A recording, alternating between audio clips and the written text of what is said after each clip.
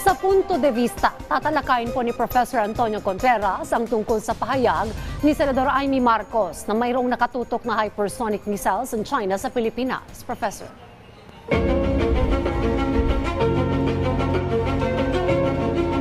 Good morning. Nakababahala ang sinabi ni Senator Amy Marcos tungkol sa di umano ay nakuumang na sa Pilipinas ang mga hypersonic missiles ng China. Sabi niya halos mga 25 ito.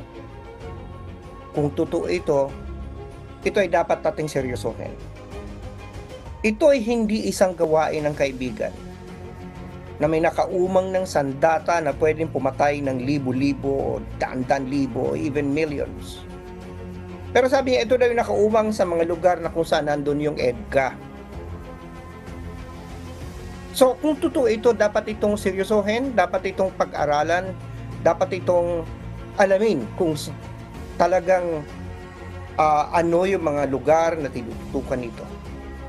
Subalit may mga katanungan din dapat na pumasok sa isipan natin. Sapagkat lumalabas na ito ay hindi alam ng ating militar. Hindi ito alam ng Armed Forces of the Philippines, hindi ito alam ng National Security Council, hindi ito alam ng Department of Foreign Affairs. Napagkutanging si Senator Amy Marcos lamang yata ang nakakaalam nito. Bilang chair ng Department of Foreign Affairs Committee ng Senado, hindi natin inaalisan si Senadora Marcos ng kakayahan na maaaring mag-alam ng mga intelligence reports. Ngayon, ang nakababahala dito, bakit hindi alam ng ating militar? Bakit si Senator Amy ang nakakaalam? Yan ang number 1 na question. Number 2 question, ito isang highly top-level confidential matter. Na kung nalaman sana ni Senator Amy, hindi ba dapat mas maganda kung sinabi niya muna diretso sa Armed Forces para pag-aralan ng Armed Forces? Anong layunin para ito ideklara sa publiko? Bakit kailangang maunang sabihin sa publiko ang isang intelligence report bago sabihin sa ating Armed Forces? Alam mo, sa Amerika, may mga tinatawag na mga confidential matters na pwedeng i-disclose lamang sa mga specific na committee ng Senado o ng House. In fact, may lugar sila doon sa kanilang kongreso. Yung shift, doon pwede lang pag-usapan ang mga bagay-bagay na mga confidential. Hindi ka pwedeng pumasok doon na may cellphone. At talagang kailangan may credential ka. Bilang chair ng Foreign Affairs Committee ng Senado, malamang may access si senadora doon. Pero kung susundin natin ang prinsipyo ng top-level confidential security issues, dapat sana hindi niya ito binulgar. Nagpapasalamat tayo siguro na sapagkat nalaman natin, pero ano ba talaga yung gusto?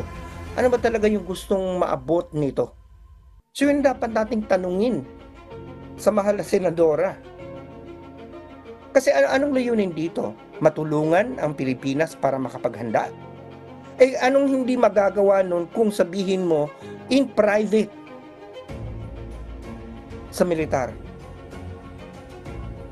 Anong layunin nito?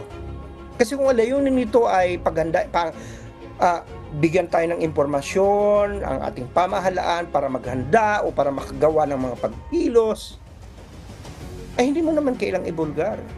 Unless ang isa sa mga dahilan ay magamit din ito sa pagpapalaganap ng kultura ng pananakot dahil magkakaroon ng giyera.